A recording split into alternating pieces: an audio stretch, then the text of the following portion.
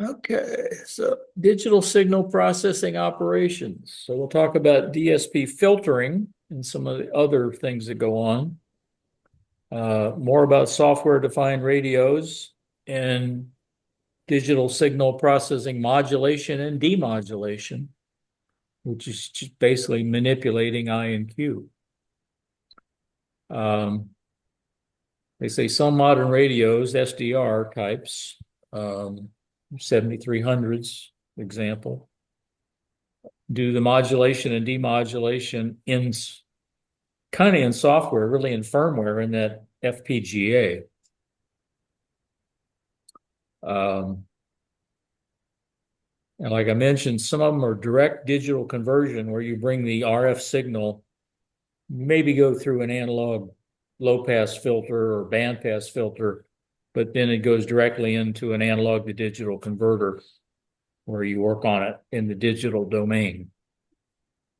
So here's an example. And this is right out of the 7300 advanced manual. These are the two chips that basically make that radio work.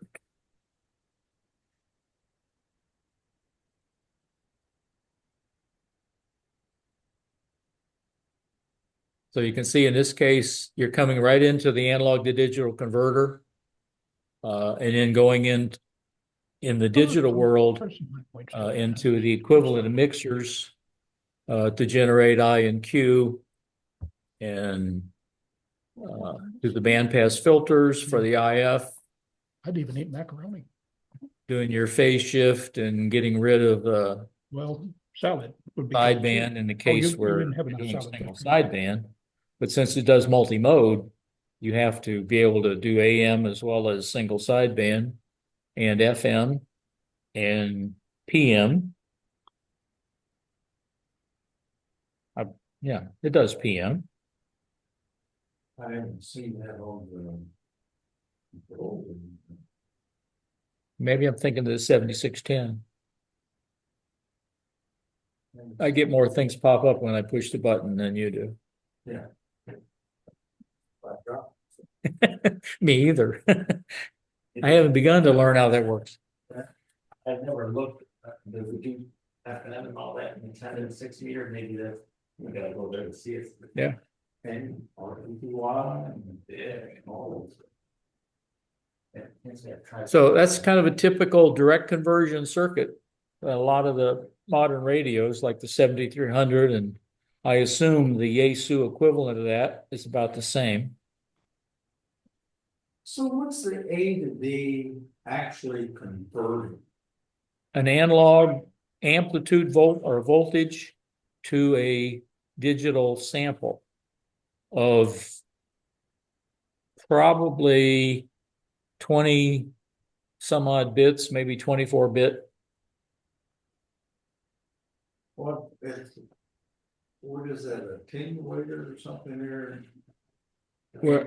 Where? Very left box, HOV. Attenuator? Yeah. Yeah. Is that what that is? Yeah. So whatever. It's also a preamp there too. Yeah.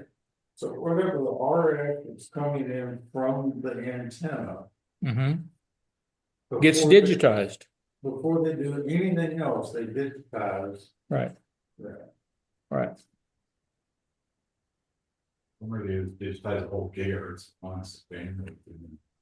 So even though when you look inside that radio, I mean, there's lots of components, Yeah. but the real radio are those two chips. And then the other stuff, you know, is that little front end there, the A to Ds, the audio amplifier, the power supply. Most of it is driving the buttons and the displays. Maybe it has a sound card so you can do that. Okay, so here it's showing we're in the analog world down here. Get this thing out of the way again. And we may go through a low noise amplifier or a preamp. Usually you can switch it in In some cases, it gets switched automatically. I don't know what the conditions are. I'm pretty sure that happens on the 7300. I know it does on the 7610. Depending on what I look at, it may switch a preamp or two preamps in. Yeah. I think it does. Well, the bandpass has to be, that has to change. Yes. depending on- If it has bandpass filters, it will have filters, plural. And you have, depending on the band you're on, it has to select the correct one. And those are gonna be physical, mechanical. Yeah, just like in this one with that board with all the toroids. When you see a lot of those. so- Yeah. Because I believe it does have bandpass filters that switch on the input. Like they're showing here. I think. I've only had the cover off of mine once. I wasn't looking for bandpass filters. I haven't taken mine off yet, but when I do, I'm gonna take a picture of it so I can look at it. with another thing. I put the pan adapter mod in. So you can feed it out to an SDR and get the big display. Okay, so we go through the low noise amplifier and whatever other filterings with this nice blue little F0 signal. We go into the analog to digital converter, and it's being sampled in this case at 4 times that frequency. So you're getting 4 samples per cycle. What kind of filter? The band? F0, the signal that you're trying to receive. Your tune. Yeah, the one you're, Oversampling. the one So you're, You're looking at 50 megahertz. let's say we're trying to do FT8, so we're at 7.074. Something. Somewhere in that 3 kilohertz band. So that's your F0. Okay. I'm going to sample that at 4 times the frequency. So I'm got a 28 megahertz clock, 28 and change. Now, normally, I would think that they'd have that frequency plus the IF frequency multiplied by 4, but they're not showing it that way. So we come out of there with digital samples and we go through the IQ mixer, okay, to generate I and Q signals, which I think I have a chart towards the end that show how they do that. And then we may run it through a decimation filter because depending upon the frequency, you may have too many samples. So they tend to throw them away, and usually by a factor of 10. That's why they call it decimation. So they just throw away a bunch of samples. Well, now that I have less samples, I need another anti-aliasing filter, which they're not showing, so that I'm getting rid of those higher frequency signals that I don't want to look at anyway. Okay. And then we do the rest of the digital signal processing on the I and Q, whatever filtering and the sideband elimination or whatever. Do it different if it's AM or FM, but I do all that based on the I and Q signals.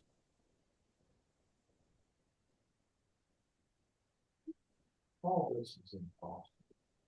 I know, It's black magic. but Well, the pictures up there are kind of showing what's happening with the waveforms or the signal itself. So you've got a carrier and sidebands, and then you get rid of kind of half of it and keep processing. So what is meant by direct digital conversion as applied to software-defined radios?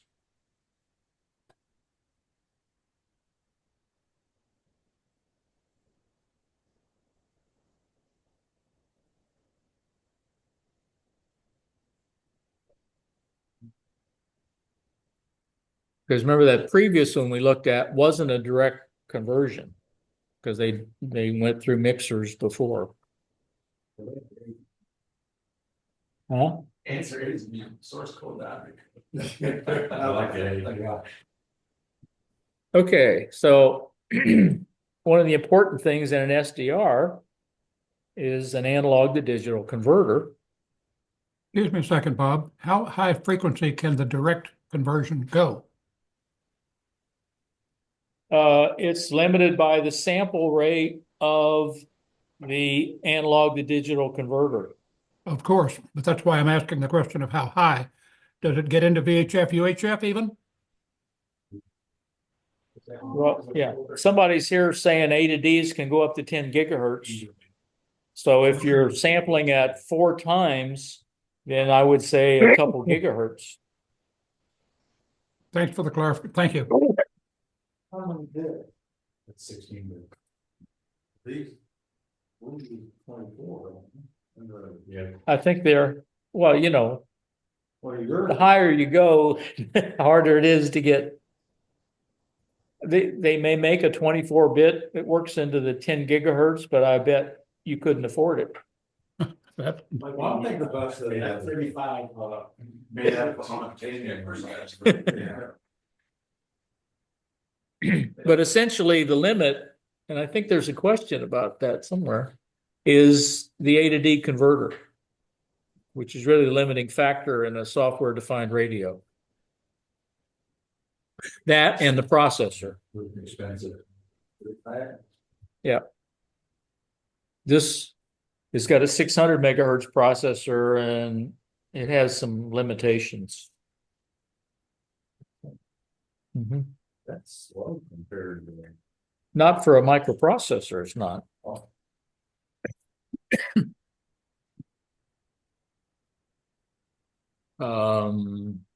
Okay, so you have to sample, according to Nyquist, at least twice. In most of these cases, they'll sample 4 times. That's Shannon's, not people's. Says you have to sample twice your base frequency, but Nyquist just says, It's Which zone you're in. error correction, yeah, exactly. information transfer. Yeah. I do for them, sorry. Okay. I was always thought Nyquist was a minimum of twice. Yeah, that's the. Yeah, Shannon, channel capacity. Yeah, channel capacity, that Because if you don't, then you get anti-aliasing. we get it. Well, right, aliasing. So Yeah. you've got an anti-alias. That'd be nice. But Um,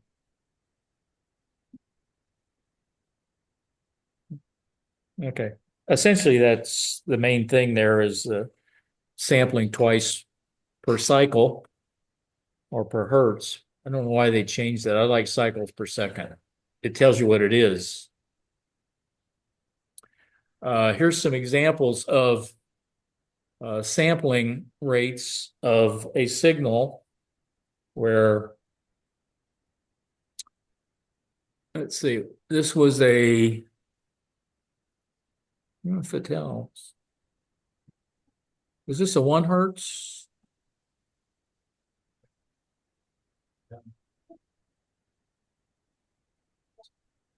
They're sampling at 0.3 hertz. And obviously you're, you know, when you fill in the points, you think you've got this much lower frequency wave than what it actually is. And as you keep increasing the sampling rate, until you actually get up to where you're sampling at twice per cycle, you're going to get different answers. So those are all the same waveform. It's the same input waveform sampled at different rates, and the output is going to be different. Where when you're sampling it at 1 hertz, so it must have been a half a hertz. Yeah, it was a half a hertz signal. I don't know why they picked those numbers. Not my charts. But the correct one is down here. And if you sampled it more, you know, you're still going to get the correct answer. you have to do it at least twice, or you get these other effects. You know, the Western movies, the wagon wheels, here to stop. So what aspect of receiver analog to digital conversion determines the maximum received bandwidth of a direct digital conversion SDR? The sample rate. Alpha, of course. Think it's Alpha. alpha? That's a good guess. No, the main reason I picked that is because that's what we just last talked about. Well, just remember that for a long time.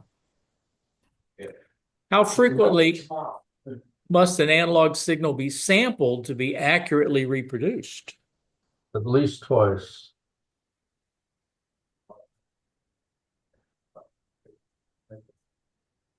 Okay, the other factor for A to Ds is voltage resolution. So whatever the reference voltage is, okay, you divide that by the number of sample bits, and that gives you the minimum detectable signal level.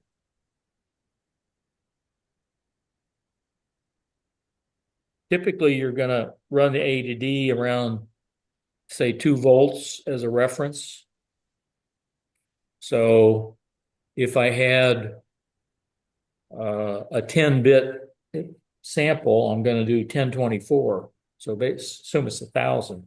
So I'd have 2 millivolts would be my minimum detectable signal.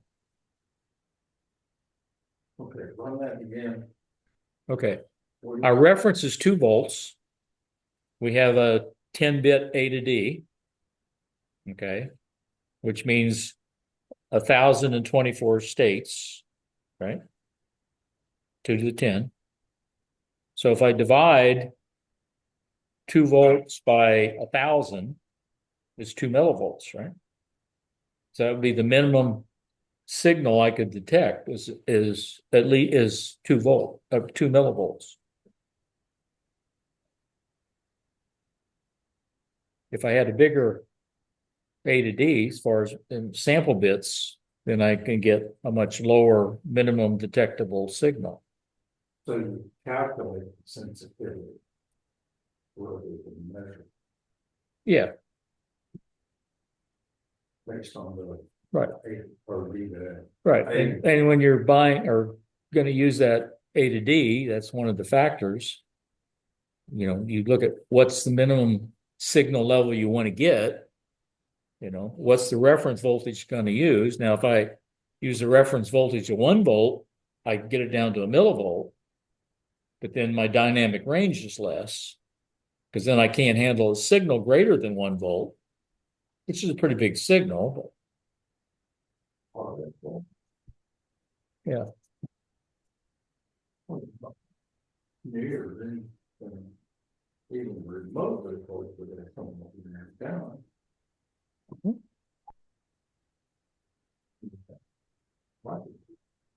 I don't know. Depends on where you are. You know, the people in Cincinnati, when I grew up, that lived close to the broadcast towers, their lights would be on all night. Fluorescent. No, incandescent lights. That's a lot of power. 50,000 watts, 100,000 watts. Okay. So it's the number of bits that determines that resolution and your reference voltage. Have an example here. We have a 1 volt reference and 10 bits. How about that? Ooh. So approximately 1 millivolt. There's 2 types of analog to digital converters. There's a successive approximation type, okay, where it goes through and it basically tries different counts up bit patterns and compares each one.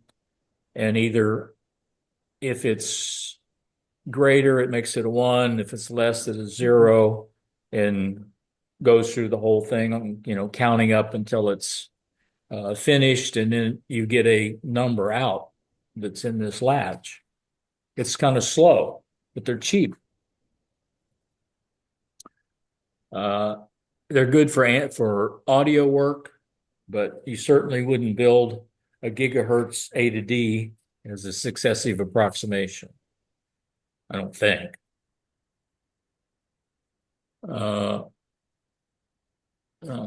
What sets the minimum detectable signal level for a direct sampling SDR receiver in the absence of atmospheric or thermal noise?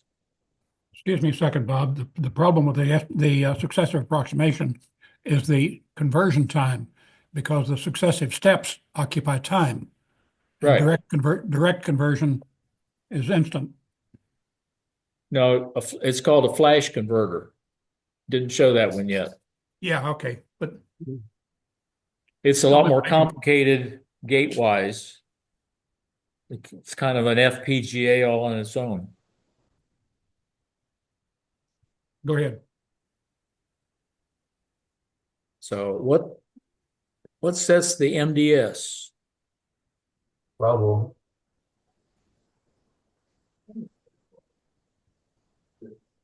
Yeah, bravo. I think that's a good answer. What's the minimum number of bits required for an analog to digital converter to sample a signal with a range of 1 volt at a resolution of 1 millivolt? Delta, David. Delta. You ever heard of that one before? No, let's just guess. somewhere.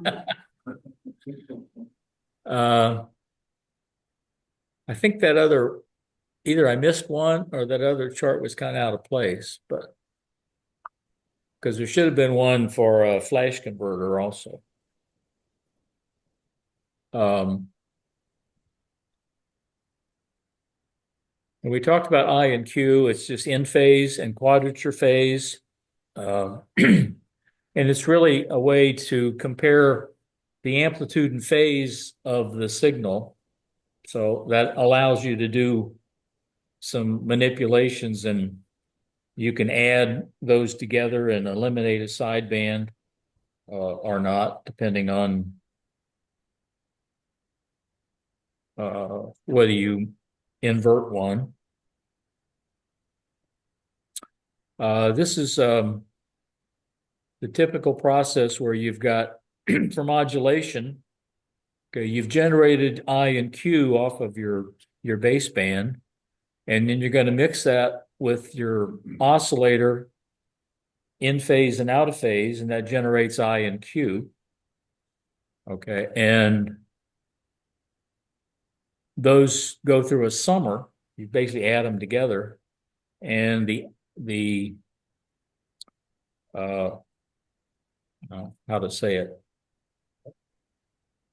One of the sidebands may be eliminated at that point. I have another chart, I think, right after this that shows it, or it's later on. In the case of demodulation, you're just doing the reverse. Okay, you got your signal in there, and you're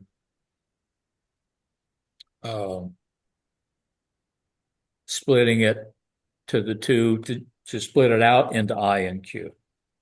The plus, would that be a mixer? I think it's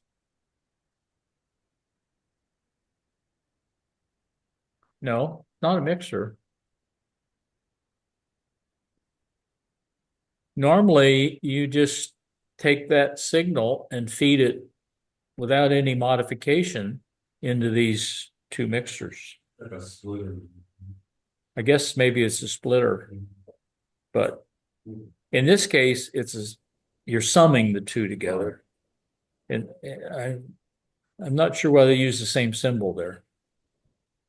It's not my chart. Probably the most common thing that goes on in the processing is fast Fourier transforms. which is just a way to convert from the digital domain to the frequency domain. So you can essentially, it's like, well, an example of a fast Fourier transform in the physical world is a rainbow or a prism, where you're taking time domain light, which is white, it's a mix, and you're separating in all the different frequencies. That's what an FFT does. So you see the amplitude of every frequency component that's in that signal. And if you look at a spectrum analyzer, that's all it's done an FFT, and it's showing you the amplitudes of all the frequencies that are present.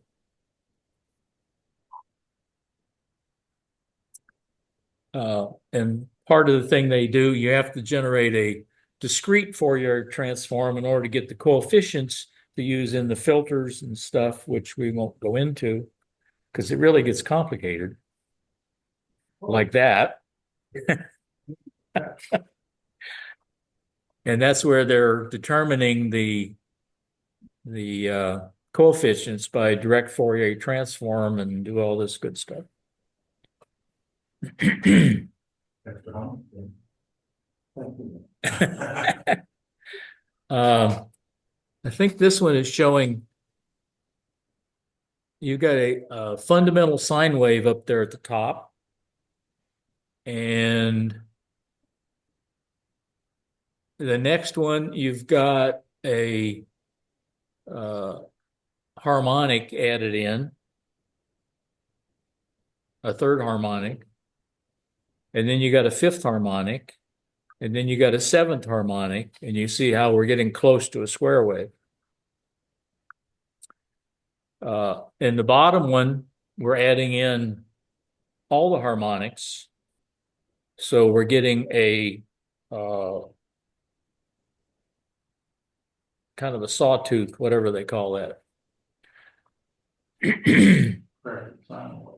Yeah. And I think the point there is that how you make a square wave is by having the fundamental in all of its odd harmonics all the way out to infinity, if it is a perfect square wave. Likewise, if you're generating a square wave by clipping in your amplifier, okay, you're generating all those harmonics instead of a sine wave. So every time there's a nonlinearity in your process, that's generating one or more of those harmonics, odd or even.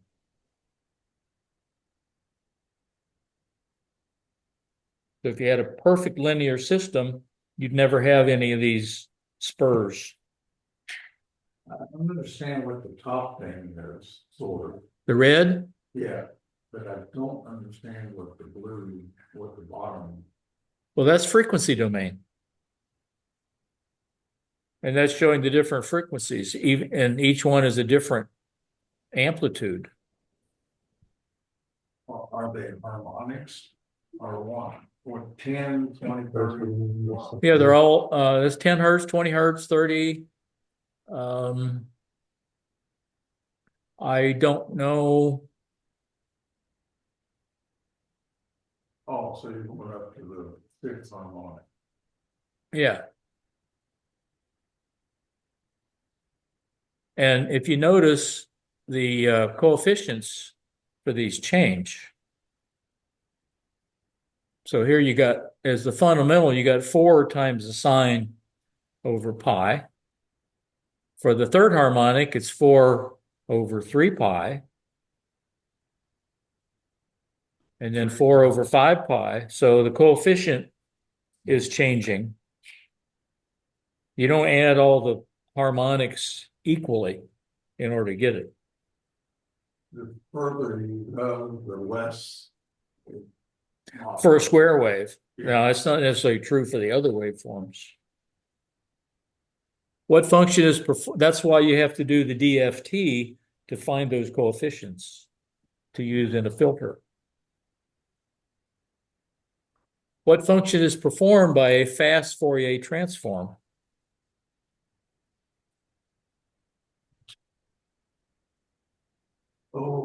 Charlie? It's senior D. Well, now make up your mind. Which way are we going? Time to frequency. Because if you go the other way, it's called an inverse Fourier transform.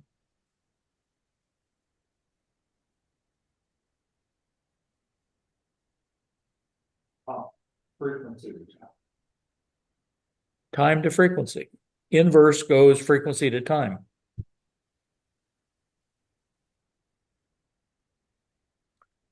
Okay, so now that we're in the digital world, okay, we can do a digital filter. And there's kind of three types. There's adaptive, which I don't know a lot about other than the example I gave. I think the linear amplifiers that are using the what I call it, PDP, pre-distortion is kind of an adaptive filter because you're comparing the output to some ideal waveform, and then the difference in it you use to go modify the input. Yeah, that's kind of how an adaptive filter works. That's the only example I know of that. I'm sure there's a lot of them.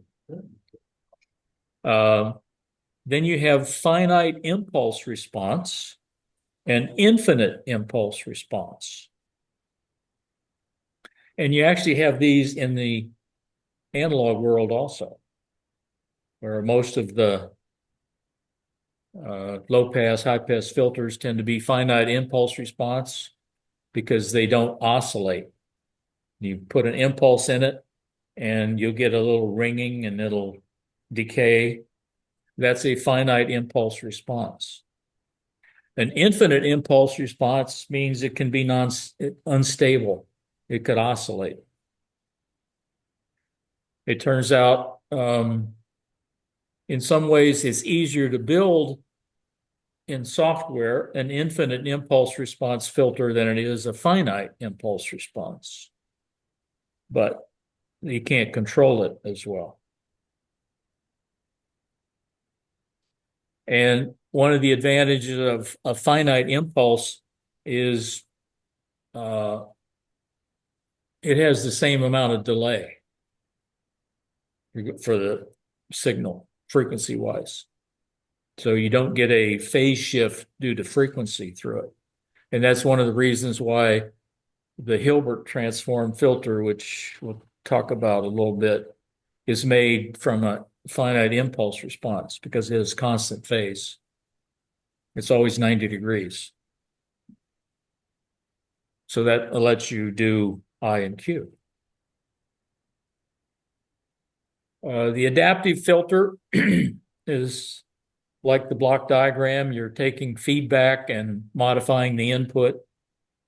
So that's why I think the linear amplifier, the new ones, are doing that process. They say it could be used to remove unwanted noise from an SSB signal. I guess that would be nice. Maybe it worked better than a noise reduction. Okay, so finite impulse response. They're very stable. They're linear as far as phase. Has a constant delay because as you go through the steps, and they call those little boxes taps. A tap, T-A-P. Yeah. You're kind of tapping the signal at various stages, and you're shifting the samples through so that you can look at previous samples and post samples. So you take each one of those samples, you multiply it by some coefficient, which you determine from the DFT we talked about.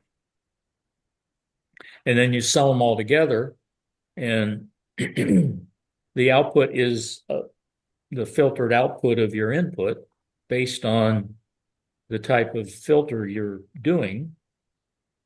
And you get that by finding out what the impulse response is for if it's like a low pass filter of a certain frequency, you do the impulse response and the DFT to get the coefficients, and you plug them into one of these things, and you got a digital filter. I actually did it on a spreadsheet. It works.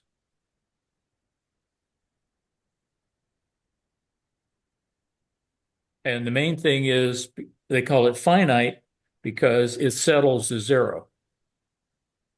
They don't oscillate. I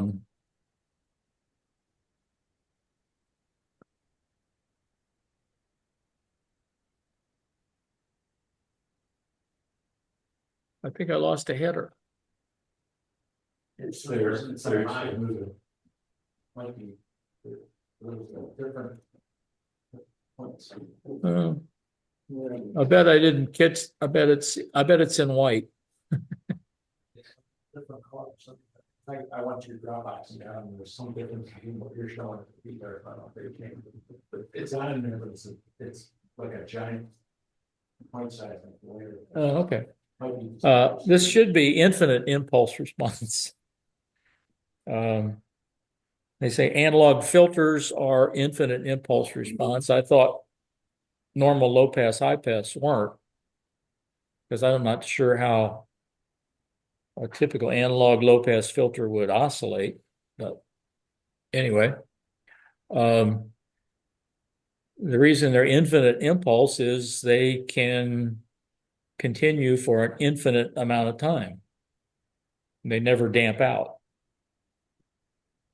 They're easier to build because of the feedback, where instead of having a bunch of taps and you're comparing those samples with different coefficients, you still have the coefficients, but you're using a lot of feedback in order to do it. They're a little harder to understand, but they are simpler. Well, these were. I thought these would go on, this would oscillate. But it won't. What do you mean? It settles to zero after an infinite time. Oh, That's a long time. so essentially we're gonna say it doesn't, so. It's going to have an output forever. And they're not linear phase-wise. So there's places where they make sense to use, and then there's places they don't. So that's why they have both. So what kind of digital signal processing audio filters used to remove unwanted noise from a received SSB signal?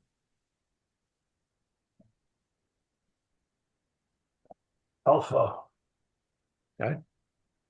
Which of the following is generally true of finite impulse response filters?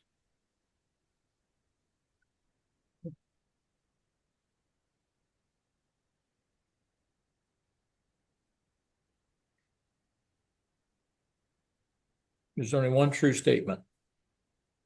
Alpha. I'm hoping it quits soon.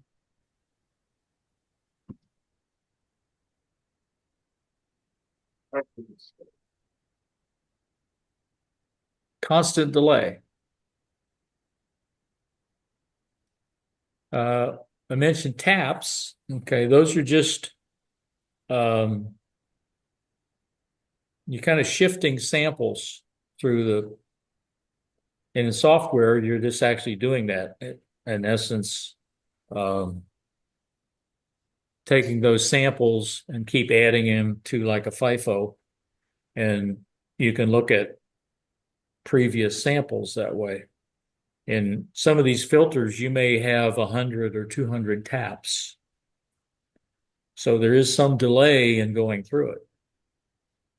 But when you're doing it at many, many megahertz, it doesn't actually take that long. And the more taps, the ability to create a very sharp filter with steep skirts. But like I said, it takes a lot of taps. And these are just some different configurations of types of filters. This is probably the simplest, which is basically a low-pass filter. I think that's essentially what I tried to implement on the spreadsheet, and it actually worked. What is the function of taps in a digital signal processing filter?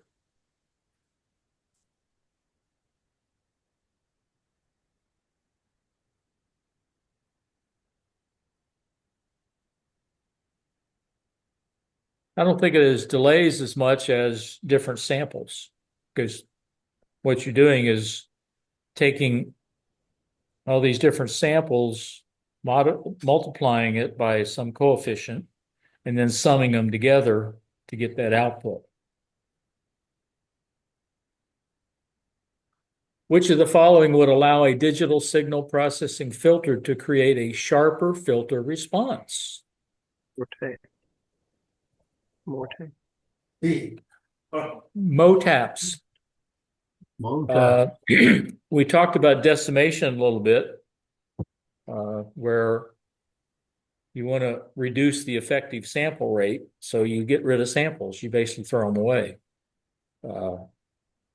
In a lot of cases, they just do it by a factor of 10 because it's easy, and that's why it's called decimation. I guess back in the old days when they decimated the enemy, did they reduce them by 10? I would think the more accurate way to do that would be to eliminate the high and the low. Oh, you don't want to alter the pattern. You just want less samples. What samples at the beginning or at the end? Well, you evenly distribute it. Say you decimated by 2, you just throw away every other sample. When you decimate by 10, I guess you throw away 9 and then keep 1, and throw away 9 and keep 1. Typically from away, just select every time. Do that, I mean, you're really filling up your output on input, which is where you look at. If you're doing 10 samples on a sine wave, and you say, I only want 5 of them. I get, by definition, you're saying you're gonna spread. Well, remember, I only need 2 per cycle. Well, that could be. If I've got 100, okay, I can decimate by 10. I've still got 10 per sample per cycle.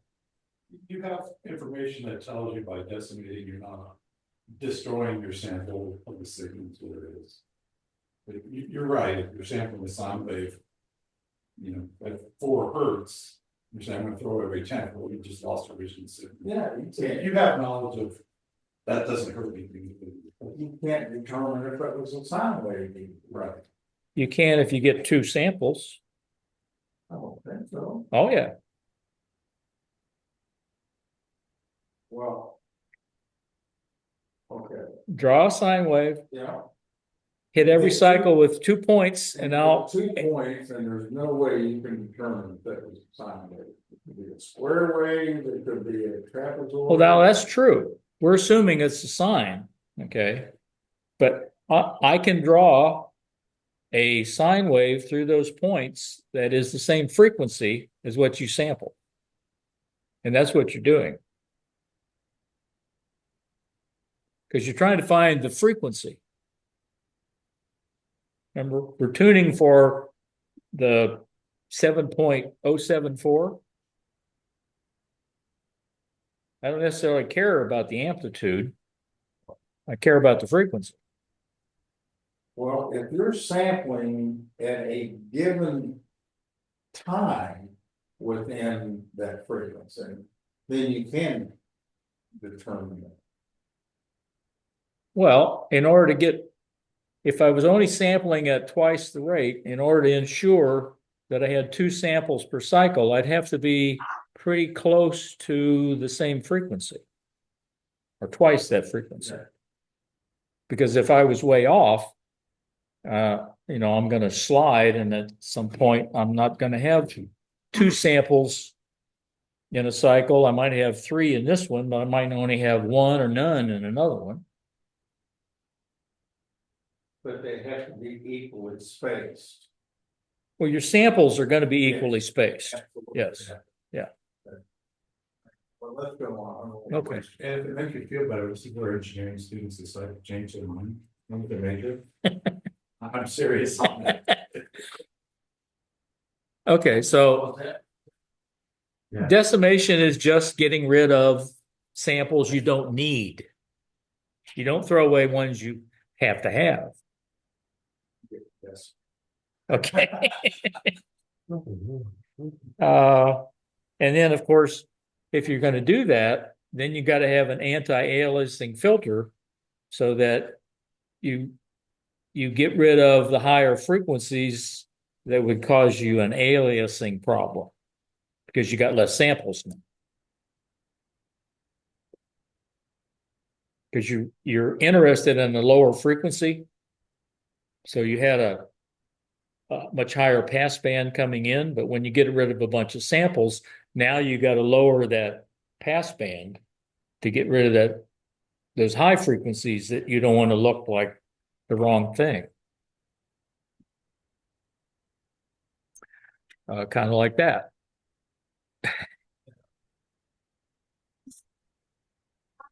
So see, here I got two samples per, well, yeah, at least two per cycle. I mean, I can't represent the amplitude correctly, but I can represent the frequency correctly. But if I don't, then I get totally different answers, frequency-wise.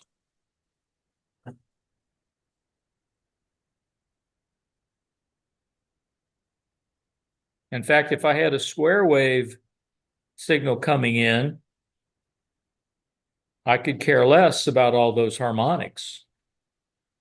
I only care about the fundamental, the frequency of it. So what's the function of decimation?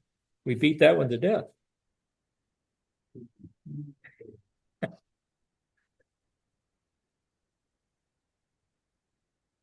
Bravo.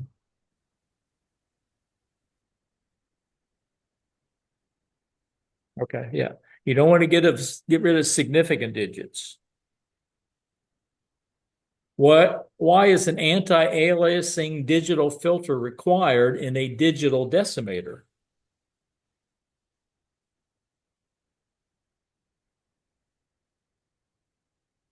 Alpha. I think that's good. Okay, let's see. We kind of saw this before on generating signals using SDR techniques with I and Q. It's kind of the same chart as before, and I still don't know what that plus sign means over there. Here's the formula. Turns out this is called prostapheresis formula. It's like 200 years old. Yeah.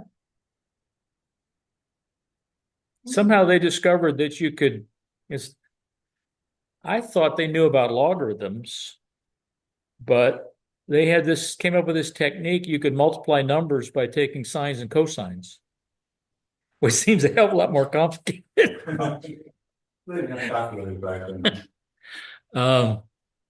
So if you look at the I channel, okay, let's say we're going to do lower sideband. When I take the output of the mixer, okay, omega M is the modulating frequency. Omega C is the carrier, okay? So I'm multiplying those together in the mixer. And my output is going to be half of cosine of omega C plus WM, which is the upper sideband. Okay. It's the carrier plus the, I think so. And I get plus the cosine of omega C minus, okay, which is the lower sideband. It's still the carrier and the sideband. So that's my sum and difference. But on your Q, should those be signs out there? On Q, Yeah, no. there's all cosines too. Oh, you're doing Uh, the difference there, okay. yeah, when you multiply signs, I mean, there's a bunch of prosophoresis formulas, and they're kind of hard to understand. So when I do Q, okay, you notice there's a minus over here on the upper sideband. So when I add them together, okay, the result is just the upper sideband.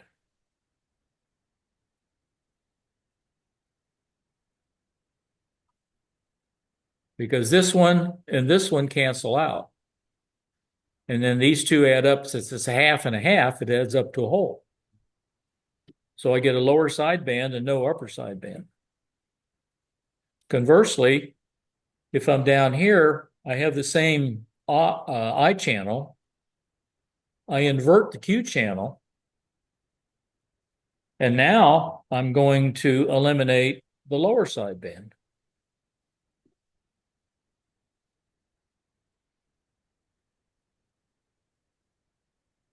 So mathematically, all I have to do is stick a minus sign in front of Q or not to determine whether I'm doing upper or lower sideband.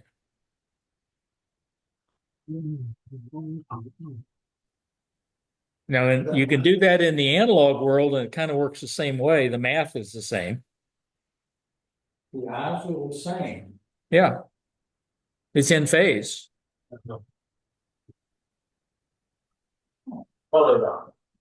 Go ahead. And the cues are the same, except it's inverted Right. on the upper side. Mm-hmm. Or Right.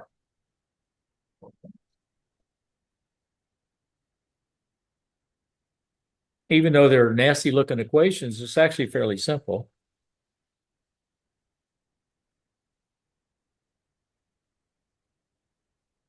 how many questions can we rest on the head? 50. Well, You don't have to remember. you don't have to know that. That's just to show you how it works. Okay. This is simple. When you add them together, okay, you eliminate one of the sidebands. Oh, yeah. About that filter we mentioned earlier. Okay. The other technique is called a Hilbert transform filter. And this is an FIR filter because it has constant phase shift. And the transform actually sine in gives you minus cosine out, I think, or vice versa. And that's why it can generate Q from I. You take your input signal and run it through a delay that's equal to the delay of the Hilbert transform. And then you feed it through a Hilbert transform. And in one case, you've got the original in phase, and the other one, you've got the cosine or the sine of it, or the Q signal, which is 90 degrees out of phase, both at the same delay.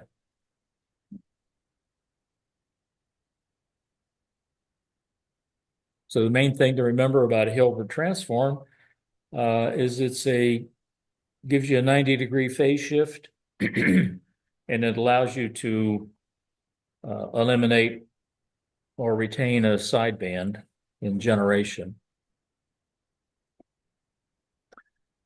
So what's a common method of generating a single sideband signal using digital signal processing?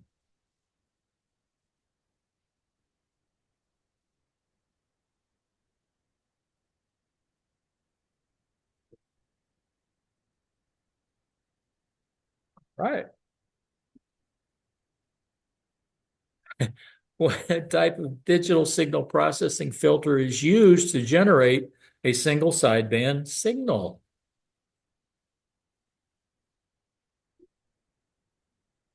The only time it ever comes up.